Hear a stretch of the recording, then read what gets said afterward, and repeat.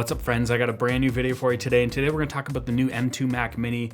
And I honestly think that this is the most exciting thing that Apple announced last week, and more specifically this base model M2 Mac Mini, because it's only $599 US, and that's actually $100 cheaper than the launch price of the M1 Mac Mini back in 2020. Now, this video isn't going to be a bunch of benchmarks or comparisons because I don't feel like that really equates to real world performance, especially when you're talking about responsiveness and overall fluidity you get just from using the computer. And honestly, I'd argue that there's no Windows PC that matches this level of speed and performance to this price, especially something that's going to come with Bluetooth 5.3, Wi-Fi 6E, Thunderbolt 4, USB 4, built-in GPU that can drive two 5K displays smoothly, all while sipping power and running silent. If you've been following this channel for the last couple of years, you know how stoked I was when the M1 Mac Mini came out back in 2020. And while I was in my honeymoon phase, gushing about how fast and responsive it was, I showed how far you could actually push that system, and I used it for an entire month doing all my photo and video editing, and it was game-changing, and honestly, it still is. Also, keep in mind I'm reviewing this system as a professional content creator, and I realize that the system probably isn't going to be powerful enough for many of you that do similar things that I do, but it's still crazy to see what you can do, and I'm sure that 85% of the people that are buying this computer will realize how fast and awesome it actually is. But if you can find a used M1 Mac Mini for like under $400, I'd recommend you get that and not this, and then don't watch the rest of this video. So the base M2 Mac Mini has identical I/O to the M1 Mac Mini, and in fact, it looks exactly the same. They haven't really changed anything. The design is the same. You get 1 gigabit Ethernet, you get 2 Thunderbolt 4 USB 4 ports, you get HDMI and 2 USB-A ports. Now, if you upgrade to the M2 Pro chip, then you get an extra 2 Thunderbolt 4 ports and the ability to actually drive 3 monitors instead of 2 from this base model M2. But we're not here to talk about that. We're here to talk about this base model. So the new M2 chip comes with 8 CPU cores and 10 GPU cores, and that's up from the 8 GPU cores that was in the M1 Mac Mini. So theoretically, this M2 will perform much better in graphic-intensive tasks like photo editing and video editing, and it also has the new media engine with the built-in encoders and decoders for ProRes as well as H.265, which is also just going to give you better handling of those video files as well as faster exports in Final Cut or DaVinci Resolve. The base model also comes with 8 gigs of RAM and 250 gigs of storage, and this is an area where I wish Apple would at least up it to 512 gigs of storage as standard, but it is what it is. I would also highly recommend upping the RAM to 16 gigs if you can afford it. That way it's going to have to swap with the SSD a lot less, and it's going to give you a smoother experience, especially if you're the kind of person that has tons of tabs open in Safari or Chrome, or you're editing a lot of 4K video. I was able to actually hit 8 gigs just with 5 tabs open and maybe 1 4K video playing.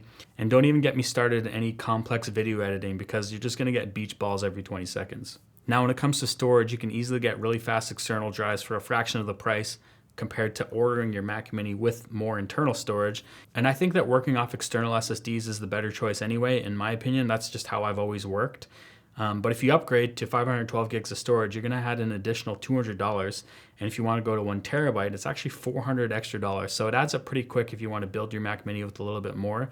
And there's also some controversy online right now about Apple using slower SSDs in these smaller capacity drives.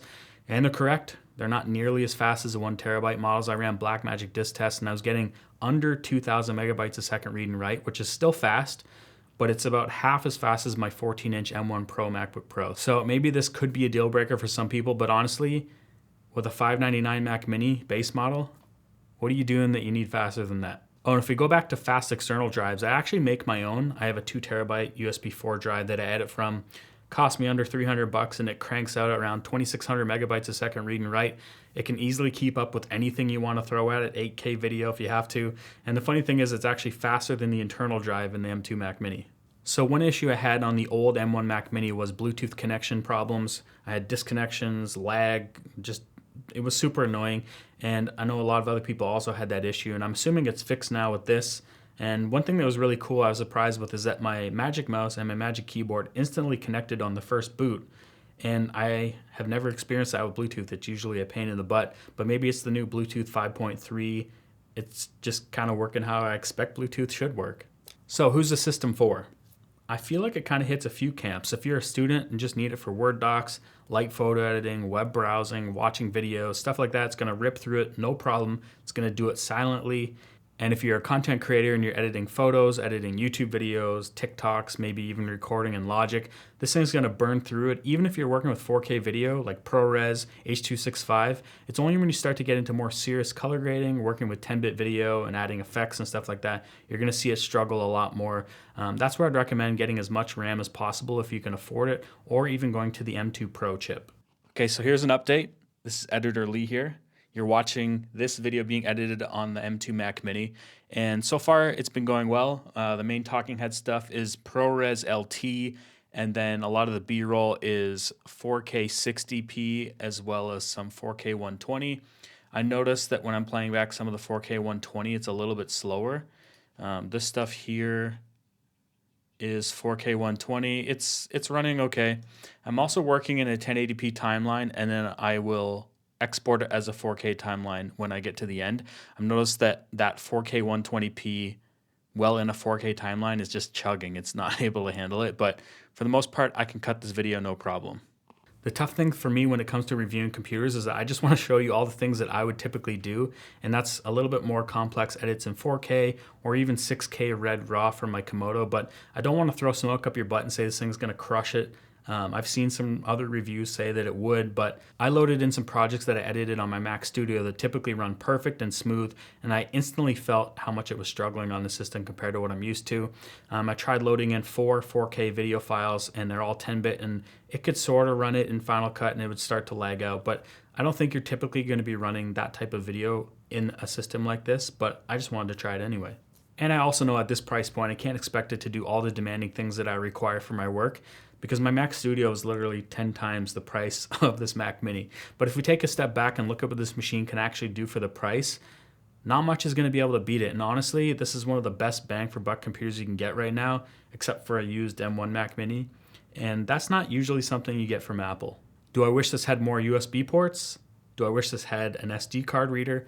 And do I wish this came with at least 512 gigs of storage?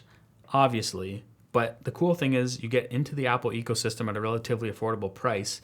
And if you're a content creator, you're gonna realize how awesome this is. Like, I loaded in some photos and a little bit of video here. I edited an Instagram reel in about 3 minutes, exported it, airdropped it to my phone in full quality, and uploaded it to Instagram. It's things like that that make this ecosystem nice. You get all your iMessages synced across devices, notes, calendars, basically everything is in one ecosystem. Like, even just my AirPods, being able to switch between my phone and the Mac Mini is really nice to have. If you're thinking about upgrading from your M1 Mac Mini to the new M2 Mac Mini, the only thing I'd say that's actually improved is maybe the media encoders, the decoders, encoders, as well as those extra 2 GPU cores. But outside of that, they're both going to be super fast in day-to-day tasks, and depending on what you're doing, you probably won't even notice the difference. I'm just going to leave the video at that. Thanks for watching. If you like this video, give it a thumbs up. If you dislike this video, give it a thumbs down twice. Don't forget to hit that notification bell, and I'll see you guys in the next one. Oh, if you made it this far to the end of the video, this is pretty funny. I ordered the Mac Mini. It was supposed to be in yesterday, and I get an email from Wendy's, the hamburger place, saying that they got my Mac Mini. And they opened it up. But at least they were honest, and I was able to go pick it up. But now I'm a complete day late on my review.